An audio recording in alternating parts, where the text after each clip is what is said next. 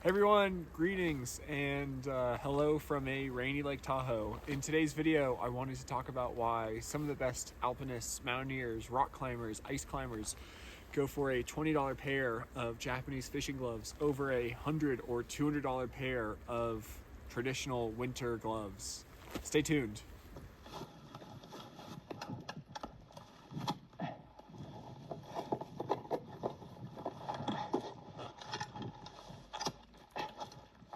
So these gloves are the Showa 28202.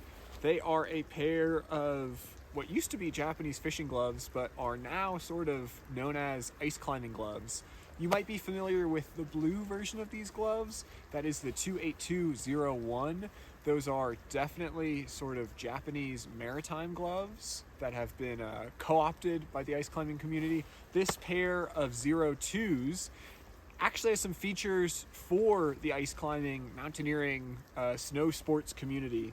They're really great. I'm going to show you some close-ups, but for especially conditions like this, it's about, 33 degrees, so right on the line between snowing and raining. Any sort of leather glove that you have, unless you condition it really, really well, is going to soak through.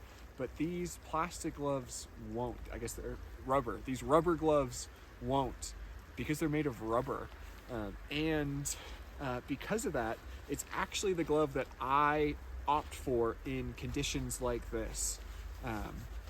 But let's sort of show you the gloves. Let's talk about the features, and let's talk about why specifically sort of ice climbing, alpinists, mountaineers, those sorts of people are gravitating towards these gloves. So let's talk about the three reasons why myself as well as others choose these gloves when we're in the mountains and conditions are maybe a little bit variable. So the first thing is I want my hands to stay fairly dry. They're not going to stay perfectly dry. As I've talked about in my layering video, the goal isn't to stay perfectly dry, because that goal is impossible, but it is to get warm and stay warm. But in conditions like this, where it's sort of freezing rain, you want to stay as dry as possible, because once your hands get wet, it's going to be really, really hard to dry them off. And if the temperatures stay the same or drop further, you have a pretty darn bad situation on your hands, literally. So these are rubber gloves.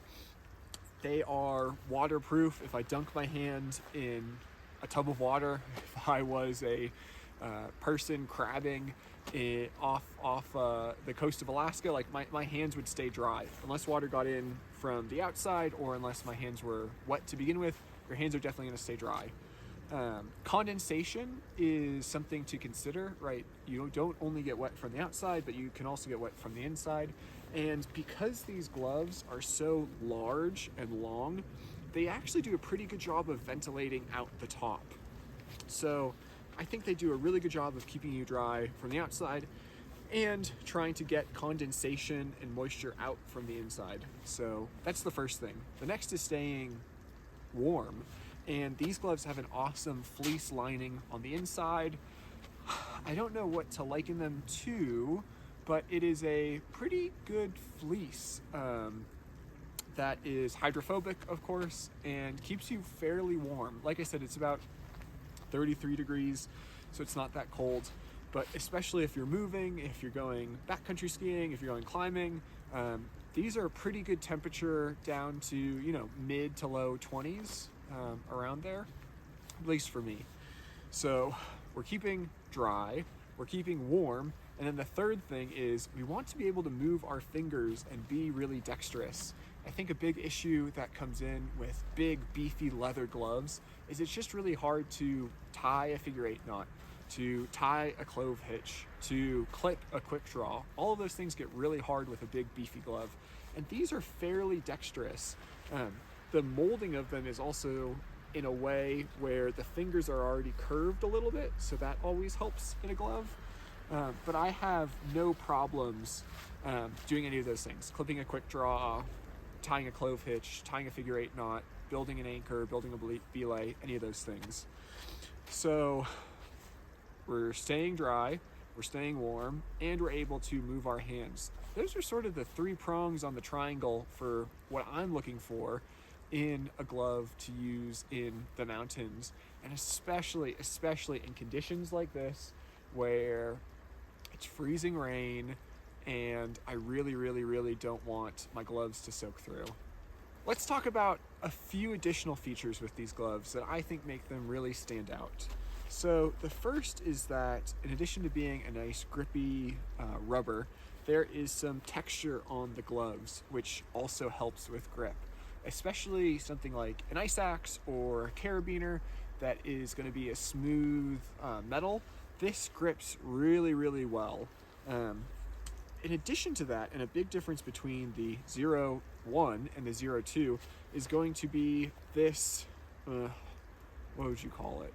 Collar? This sort of cinch up top that helps for when you're putting the gloves on over your jacket.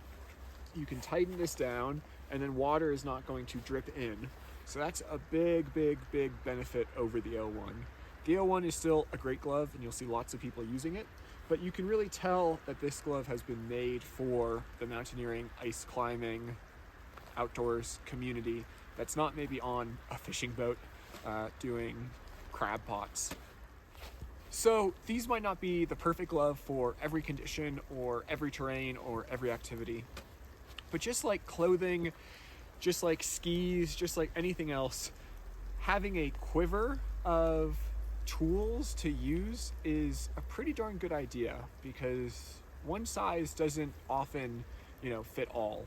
And I think for wet conditions, for things like freezing rain, or in the case that you want some sort of backup, these are a perfect fit. And again, at around $20, I really don't think you can go wrong. I got mine, I believe, at West Marine. You can find them on Amazon and some other online retailers. I'll put some links down below.